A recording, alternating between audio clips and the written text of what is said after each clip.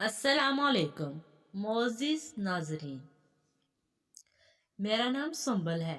मैं गरीब घराने से ताल्लुक़ रखती थी। अब्बा की आमदनी काफ़ी कलील थी। मुझसे दो बड़ी बहनें अपनी शादी की उम्र को पहुंच चुकी थी। अब मेरी बारी थी, जो कि मैं काफ़ी हसीन थी। इसलिए मुझे अपनी शादी की काफ़ी कवी इम्कानात लगते थे। ऐसे ही एक रोज़ मेरे मोबाइल फ़ोन पर एक अनजान नंबर से कॉल आई। मैंने कुछ देर नंबर को गौर से देखा। वह पाकिस्तान का नंबर नहीं था। मैंने सोचा किसी कंपनी की कॉल होगी। मैंने कॉल रिसीव कर ली। मैंने एक हेलो किया। निहायत खूबसूरत आवाज़ में एक लड़के ने कहा, कैसी हो तुम? मैंने कहा, सॉरी, रॉन्ग नंबर। कहने लगा, बात तो सुनो। ना चाहते हुए भी मेरा दिल मुझसे कह रहा था मैं इस लड़के से बात करती रहूं, लेकिन फिर मैंने शर्माते हुए कॉल काट दी। मुझे अब ऐसा लग रहा था जैसे वह लड़का मुझसे कुछ कहना चाहता था।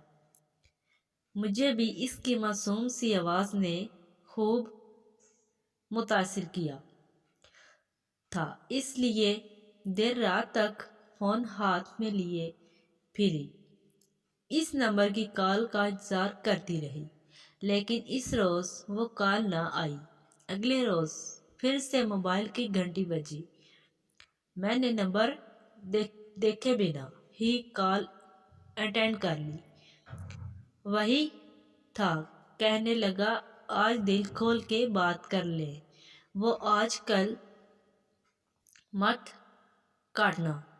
रात भर इंतज़ार के बाद मैं भी इसकी आवाज़ सुनने को तरस रही थी। वो बोल रहा था, मैं सुनती जा रही थी। न जाने कब क्या हुआ, मुझे कुछ खबर ही नहीं रही। अब रोज़ वो मुझे इसी वक्त कॉल करता और मैं मोहब्बत से सुनती रहती।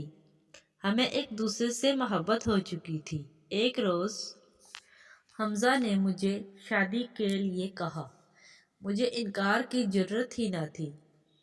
मैं हमज़ा की मोहब्बत में दीवानी हो चुकी थी।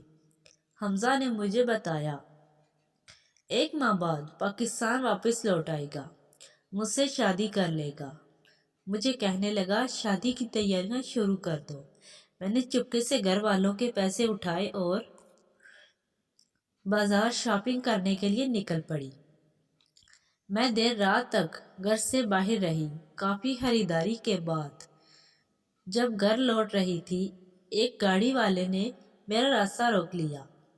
मुझे ज़बरदस्ती गाड़ी में बिठा के फार्म हाउस ले गया। वहाँ एक बूढ़ा था।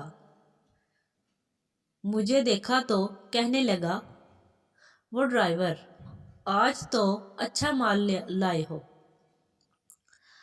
इस बूढ़े आदमी ने मेरे साथ ज़बरदस्ती की, फिर मुझे सड़क पर फेंक दिया। किसी तरह रोती हुई घर पहुंच गई। अम्मी अबू को बताया, आज मेरी दोस्त की शादी थी, इसलिए देर रात तक घर से बाहर रही हूँ। इसके बाद बिस्तर पे जाके गिरी। कुछ दिन में इसी सदमे में रही। हमज़ा की कॉल भी नहीं उठाती थी। एक दिन हमज़ा मुसलसल कर रहा था। आखिर मैंने फ़ोन उठा लिया। मुझे कहने लगा, तुम कहाँ पे हो? मैं पाकिस्तान पहुँच चुका हूँ। जल्दी से अपना सामान उठाओ, घर से बाहर निकल आओ। मैं तुम्हारे घर के बाहर खड़ा हूँ। मैंने जल्दी से सामान उठाया और घर से बाहर निकल गई। हमने कोर्ट मैरिज कर ली और वो मुझसे खुशी खुशी इसी फार्म हाउस ले गया जहाँ मेरी इज्जत को दागदार किया गया था। कहने लगा, अब्बा देखो, तुम्हारी बहू लाया हूँ। वही बूढ़ा शख्स घर से निकला। इससे मुझे देखा तो सकते में रह गया। जल्दी से कमरे में गया, कोई ऐसी दवाई खाई।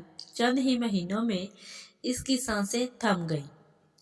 میں نے حمزہ کو اس بات کا علم نہیں ہونے دیا کہ اس نے شادی سے پہلے میرے ساتھ کیا کیا تھا۔ معزز ناظرین، اگر ایسے بدکار لوگوں کی غیرت دوسروں کی عزت خراب ہونے سے پہلے جاگ جائے تو معاشرہ بہت سی برائیوں سے بچ جائے گا۔